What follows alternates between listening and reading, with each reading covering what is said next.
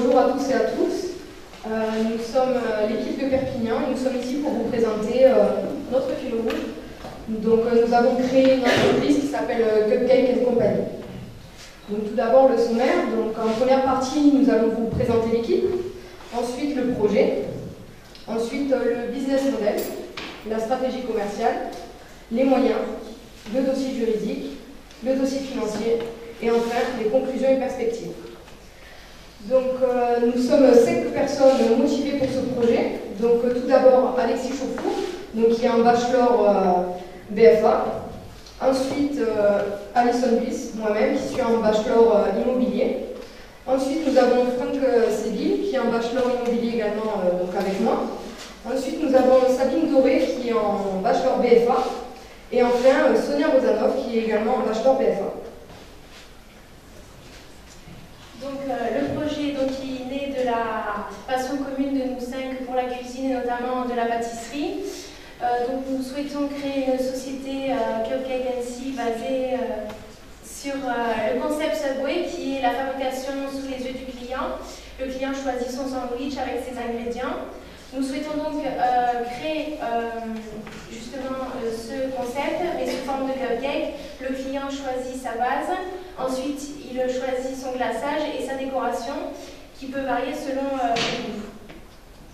Donc je passe la parole à Alison Bliss qui va vous présenter le business model. Donc nous souhaitons nous implanter dans notre ville qui est Perpignan. Donc nous voulons développer ce centre-ville. Au niveau du positionnement, nous nous positionnons sur le marché de l'alimentaire et plus précisément sur le marché des fast-food, mais en version salée, parce que nous allons principalement vendre des cupcakes et des boissons, donc chaudes ou froides. Notre produit, comme on l'a dit précédemment, nous allons faire des cupcakes. Donc c'est un produit qui est redevenu qui est sur le devant de la scène. Principalement dans les pays anglo-saxons et nous savons que c'est un phénomène de mode depuis le film Sex and the City, donc ça l'a remis un petit peu en avant et nous tentons donc notre chance sur ce marché. Nous souhaitons attirer principalement les actifs qui travaillent en ville, les touristes, également les étudiants. Et notre but principal est de fidéliser cette clientèle. Donc ici, nous avons créé notre carte de fidélité. Et au bout de 10 tampons, ça donne droit à un cupcake du mois qui sera offert.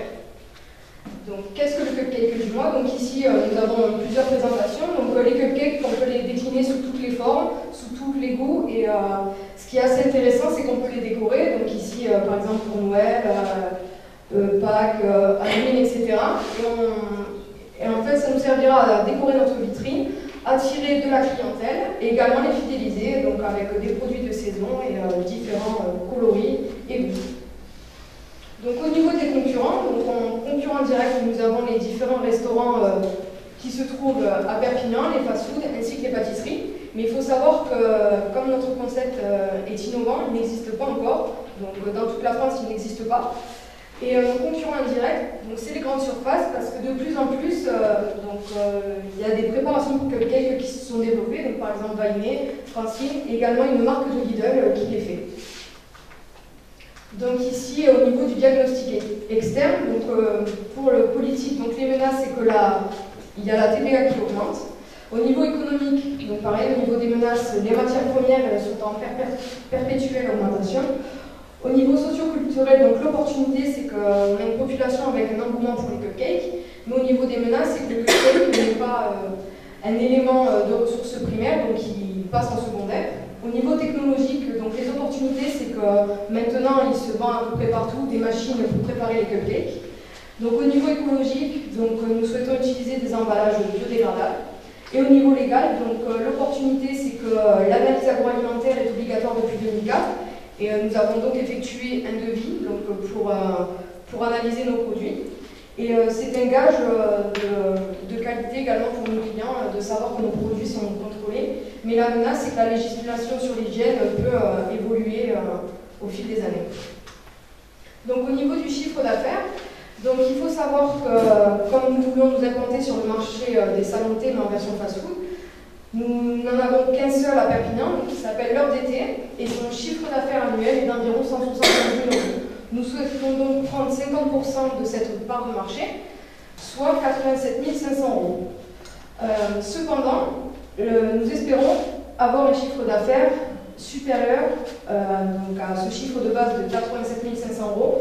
Donc la première année, nous espérons faire 140 000 €. La deuxième année, augmenter de 10 000 €. De 10 000, pardon, et la troisième année également. Donc ici, nous avons notre chiffre d'affaires décomposé. Donc il sera de 12 500 € par mois, sauf pour les mois de juillet et août, car nous avons une saisonnalité, parce que le centre-ville est délaissé l'été, comme nous habitons dans une région balnéaire, et c'est vrai que la plupart des gens passent leur temps plutôt à la plage plutôt qu'en ville.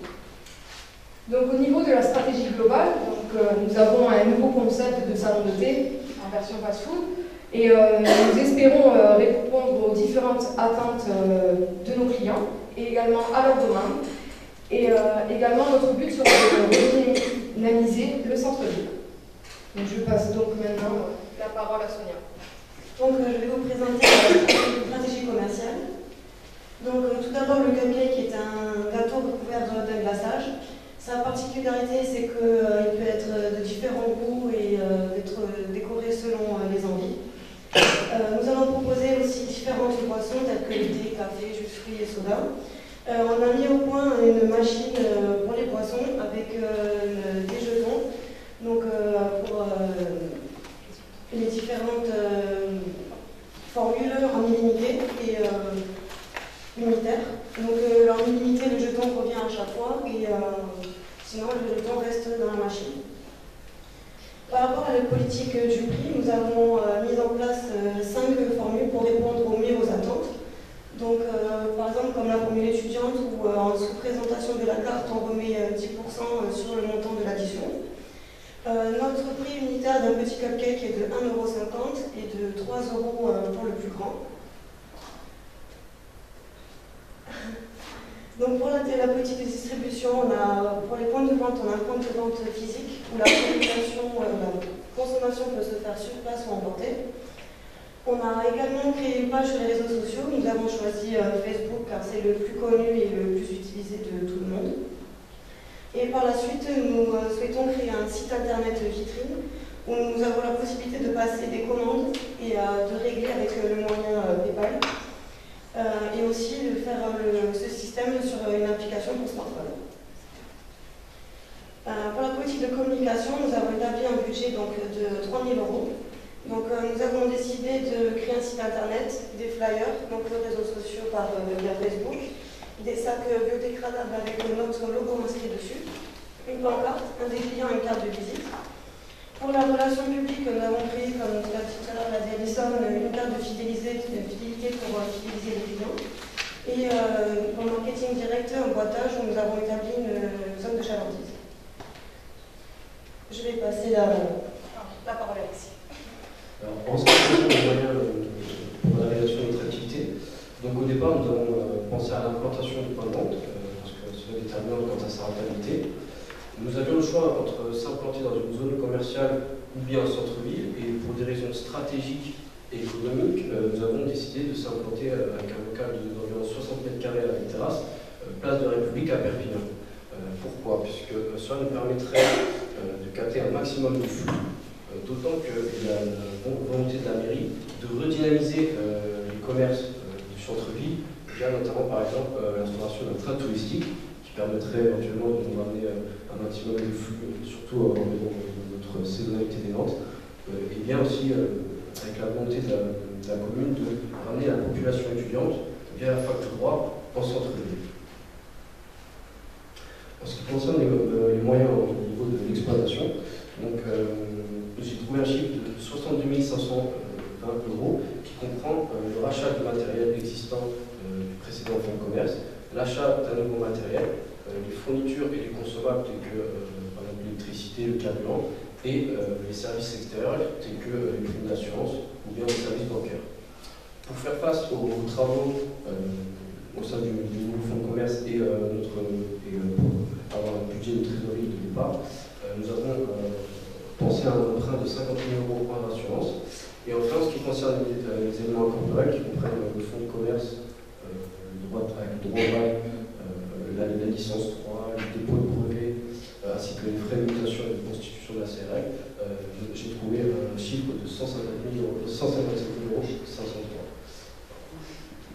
En ce qui concerne les moyens humains, nous sommes 5 associés apportant chacun 28 000 € pour le rachat du fonds de commerce.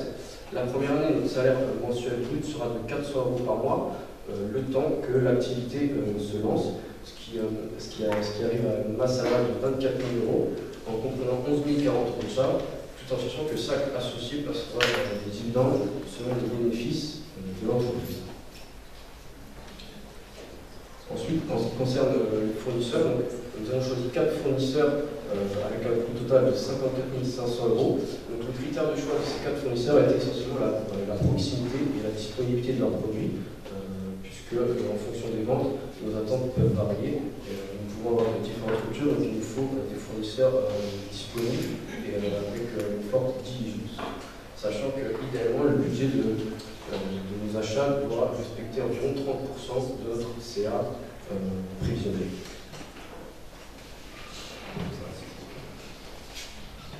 Je vais vous présenter le dossier juridique. Donc, nous avons choisi la SRL notamment pour le nombre d'associés qui est compris entre 2 et 100, pour le capital social qui n'a pas de minimum et pour la responsabilité qui est donc limitée aux apports.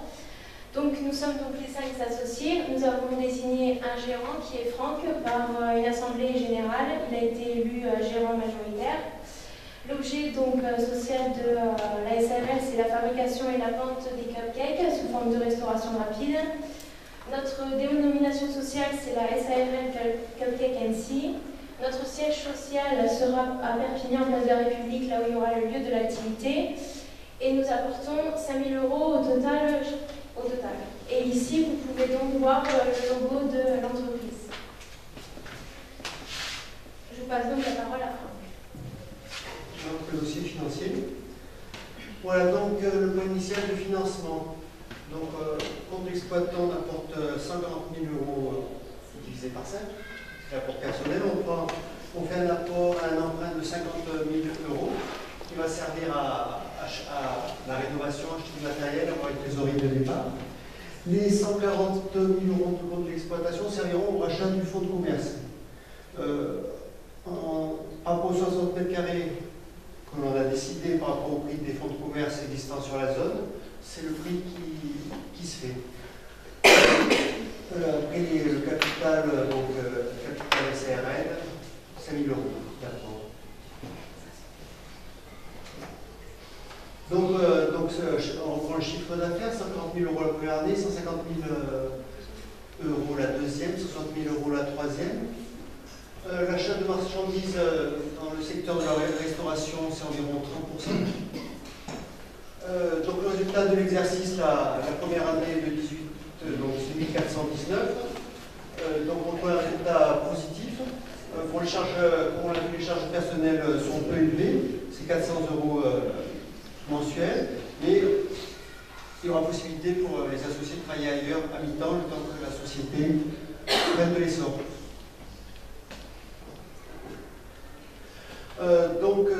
Voilà, le seuil de rentabilité, point mort, point mort la première année, 280 jours. Voilà.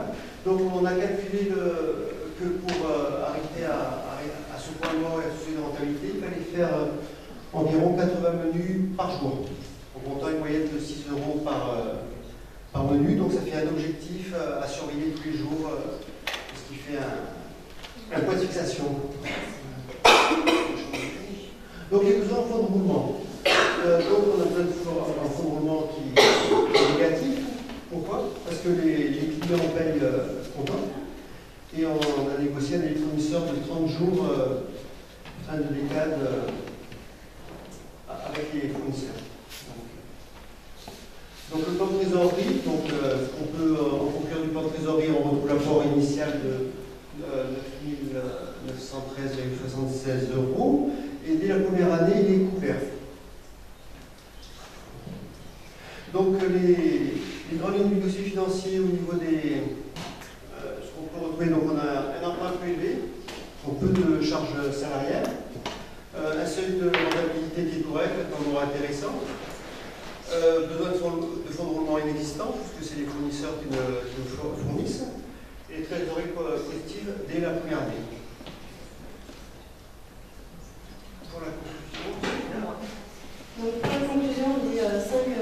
motivés et motivés. Un concept innovant qui n'existe pas encore et que c'est dans le centre-ville de Perpignan où c'est attractif. On a des prix compétitifs et des consommateurs qui sont demandeurs, plus un investissement cohérent avec un emprunt limité. Alors pour les perspectives, nous souhaitons développer le site internet comme précédemment annoncé, avec une application pour smartphone pour commander et par la suite la création d'une franchise Cupcake NC avec une extension nationale. Nous vous remercions pour toutes les